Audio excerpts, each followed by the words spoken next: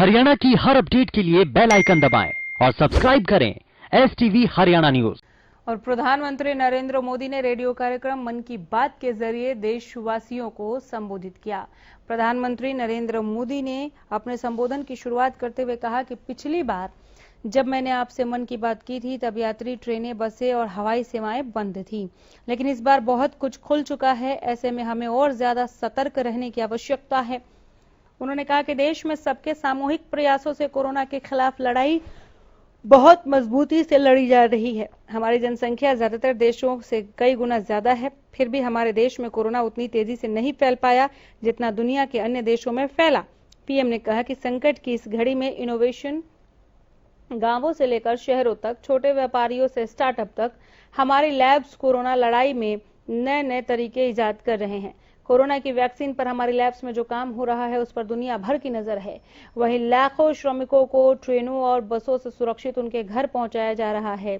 आज हमारे श्रमिकों की पीड़ा में देश के पूर्वी हिस्से की पीड़ा को देख सकते हैं। उस पूर्वी हिस्से का विकास बहुत आवश्यक है। केंद्र सरकार ने अभी जो फैसले लिए हैं उससे गांवों में रोजगार, स्वरोजगार, लघु उद्योगों से जुड़ी विशाल संभावनाएं खुली हैं। प्यारे देशवासियों, नमस्कार। कोरोना के प्रभाव से हमारी मन की बात भी अछूती नहीं रही है। जब मैंने पिछली बार आपसे मन की बात की थी तब पैसेंजर ट्रेनें बंद थी, बसें बंद थी, हवाई सेवा बंद थी। इस बार बहुत कुछ खुल चुका है।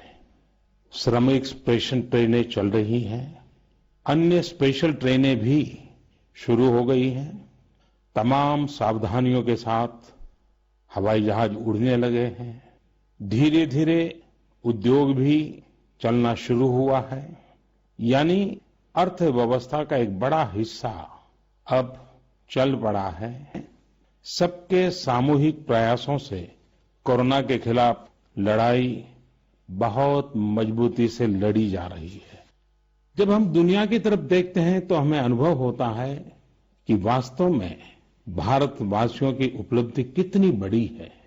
हमारी जनसंख्या ज्यादातर देशों से कई गुना ज्यादा है। हमारे देश में चुनौतियां भी भिन्न प्रकार की हैं, लेकिन फिर भी हमारे देश में कोरोना उतनी तेजी से नहीं फैल पाया जितना दुनिया के अन्य देशों में फैला।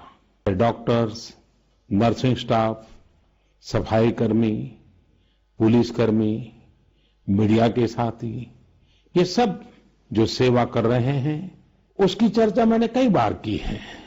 मन की बात में भी मैंने उसका जिक्र किया है। सेवा में अपना सब कुछ समर्पित कर देने वाले लोगों की संख्या अनगिनत है। और बात जो मेरे मन को छू गई है वो है संकट की इस घड़ी में इनोवेशन। तमाम देशवासी गांवों से लेकर शहरों तक, हमारे छोटे व्यापारियों से लेकर स्टार्टअप तक, हमारी लैब्स कोरोना के खिलाफ लड़ाई में नए नए तरीके इजाद कर रहे हैं। संकट की सबसे बड़ी चोट अगर किसी पर पड़ी है तो हमारे गरीब, मजदूर, श्रमिक वर्ग पर पड़ी है। उनकी तकलीफ, उनका दर्द, उनकी पीड़ा शब्दों में नहीं कही जा सकती। हम में से कौन ऐसा होगा जो उनकी और उनके परिवार की तकलीफों को अनुभव न कर रहा हो। रेलवे के कर्मचारी आज जुटे हुए हैं। वे भी एक प्रकार से अग्रिम पंक्ति में खड़े कोरोना वॉरियर्स ही है। लाखों श्रमिकों को ट्रेनों से और बसों से सुरक्षित ले जाना, उनके खाने पीने की चिंता करना, पूर्वी भारत के विकास को प्राथमिकता दी है। मुझे संतोष है कि बीते वर्षों में इस दिशा में बहुत कुछ हुआ है और अब प्रवासी मजदूरों को देखते हुए बहुत कुछ नए कदम उठाना भी आवश्यक हो गया है और हम लगातार उस दिशा में आगे बढ़ रहे हैं।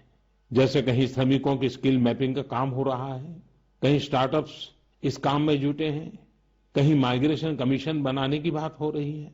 इसके अलावा केंद्र सरकार ने अभी जो फैसले लिए हैं